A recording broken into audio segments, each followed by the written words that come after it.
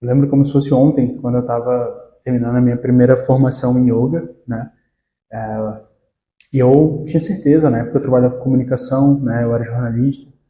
E eu tinha certeza que quando eu terminasse aquela formação, eu ia trabalhar com yoga e eu finalmente seria feliz, né? Finalmente encontraria sentido para o meu trabalho, para a minha vida, aquele mecanismo que a gente está sempre buscando. E isso é interessante porque, obviamente, não foi assim, né? Aí eu encontrei outros desafios, outras coisas que deslocaram essa felicidade, esse bem-estar para algum outro local. Quando eu finalmente conseguisse alguma outra coisa, isso é um processo que acontece na vida de todo mundo. Eu sei que não é algo exclusivo a mim, né? E, e aí esse é um tema, um conceito muito antigo. E eu estou trazendo aqui para vocês para trabalhar um pouquinho, para a gente pensar um pouquinho sobre isso, né? Eu tenho certeza que vocês já passaram por esse momento também e vocês olharem isso, na verdade é inerente ao ser humano, né? A gente olhar e falar assim, olha, quando eu finalmente conseguir tal coisa, né, eu vou ser feliz. Quando eu conseguir meu trabalho dos sonhos, meu diploma, né, quando eu conseguir o meu relacionamento que falta para mim. Então, a gente sempre vai atribuindo externamente a essa coisa que vai trazer a felicidade para a gente. A gente joga para essa coisa a responsabilidade de nos trazer a felicidade, né? E esse é um problema que não tem fim. Na verdade, há 2.500 anos atrás, Buda ele falava sobre esse problema, né? Buda chamou isso de dukkha, né? Que é uma palavra que ela tem uma série de traduções, uma série de interpretações. Uma delas é sofrimento, que eu acho que é uma, uma tradução bem pobre, né, dessa palavra. Dukkha, ela pode também representar insatisfatoriedade, né, impermanência. Então, o dukkha é uma palavra que o que ele queria dizer com essa palavra, na verdade, era a vida ela é insatisfatória nesse sentido, né? Ou seja, buscar na vida a razão para essa felicidade, para esse bem-estar, atribuir às coisas essa essa realização interna é insatisfatório. Nunca vai ter satisfação, ou seja, a gente vai ficar igual o hamsterzinho correndo na roda, não acaba nunca, né?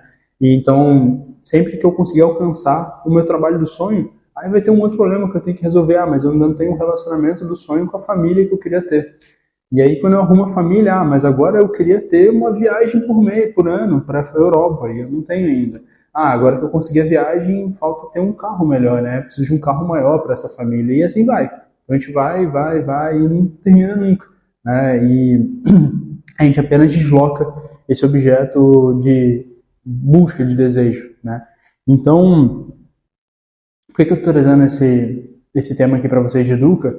Porque quando a gente começa a perceber isso, a gente começa a pensar, tá, e qual é o caminho que eu posso ter para poder conseguir sair dessa, né, que a gente chama de essa ilusão, esse processo de ilusório, de parece que quando eu encontrar a próxima coisa eu vou ter a felicidade. Como que eu faço para poder realmente, de fato, ter algum tipo de satisfação, né? E aí a primeira resposta é, a satisfação sempre ela vai ser temporária. Então a gente precisa entender que as coisas elas são impermanentes. Então quando a gente compreende essa impermanência das coisas, eu compreendo que até mesmo as coisas que eu considero ruins, ou seja, não alcancei o emprego do sonho, isso é impermanente, eu posso arrumar esse emprego eventualmente no futuro, ou outro emprego que eu vou considerar ainda melhor, né?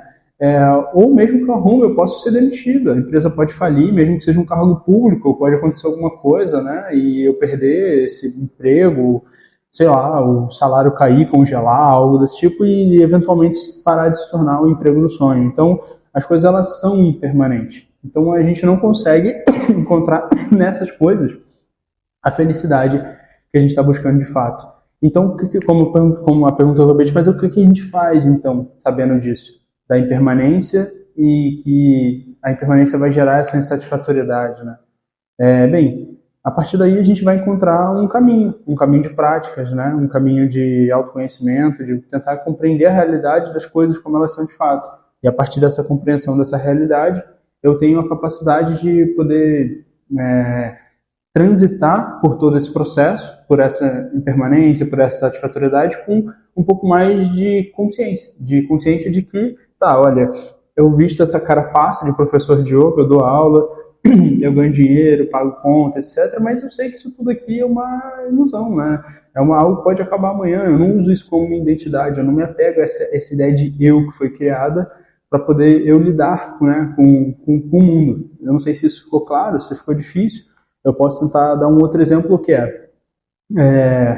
gente constrói um personagem para poder lidar com as coisas. E é nesse personagem, né? Então, esse personagem que tem história, que tem memória, que passou por isso, aquilo, que vira e fala assim, o meu sonho é esse, né? Então, no momento em que a gente se apega a esse personagem, no momento que esse personagem, a gente consegue, na verdade, ter consciência de que era um personagem, de que eu construí isso, e que isso não é algo fundamental, isso pode mudar, a partir desse momento eu tenho capacidade de poder alterar, de poder mudar isso. E aí a mudança, é óbvio, não é fácil, eu estou falando aqui como se fosse uma coisa simples, né? Ah, troca de roupa aí, né?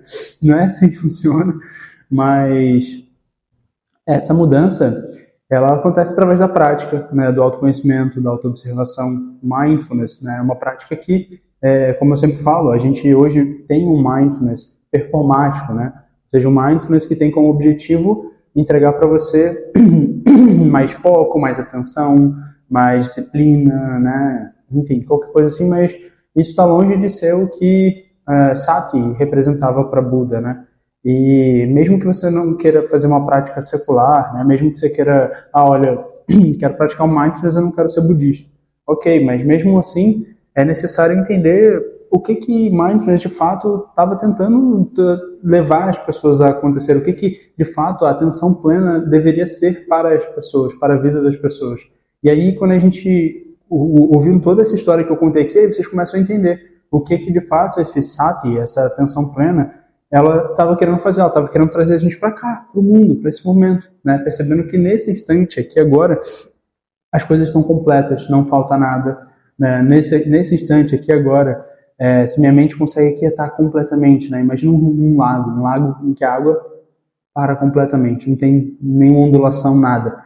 Ali você consegue com clareza ver o fundo, ver as coisas, você consegue ter consciência, ver o reflexo do céu, da árvore. Agora, começou a turbulência, a água ali, caiu uma pedra, e vento, e acabou, você não vê mais o fundo, você não vê mais o céu, o reflexo. Ou seja, o que eu quero dizer com essa analogia?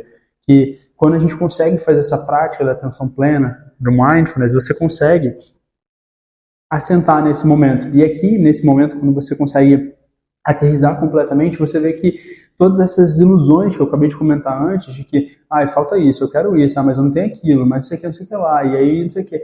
Esse diálogo interno, essa construção interna, ela também vai lá para o fundo, ela senta no fundo, assim como toda a água que aquietou, né? Assim como sua mente aquietando todo esse movimento, todos esses, no yoga a gente chama de vrittis, né? Todos essas construções mentais, elas vão se desfazendo aos poucos para que você possa olhar para as coisas como elas de fato são. E aí você consegue lidar com o mundo como a gente deveria lidar de fato, e não através desse diálogo interno, através desse teatro interno que a gente vai criando.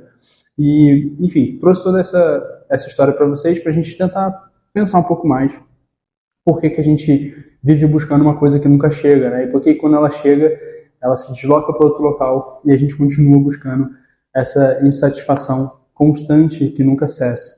Então, no resumo do que a gente falou aqui, a vida, como o Buda falou, ela contém essa insatisfação, e essa satisfação é porque as coisas são impermanentes. Então, mesmo que eu tenha uma coisa que me faça muito bem, um relacionamento maravilhoso, perfeito, ele vai acabar, ele pode acabar, mesmo que não acabe, eventualmente ele pode, e só o fato da gente ter medo dele acabar já cria uma perturbação na nossa mente. Então a gente vive essa ilusão de querer que as coisas fossem eternas, ou imaginar que as coisas ruins vão ser eternas e a gente vai passar aquilo para sempre, né?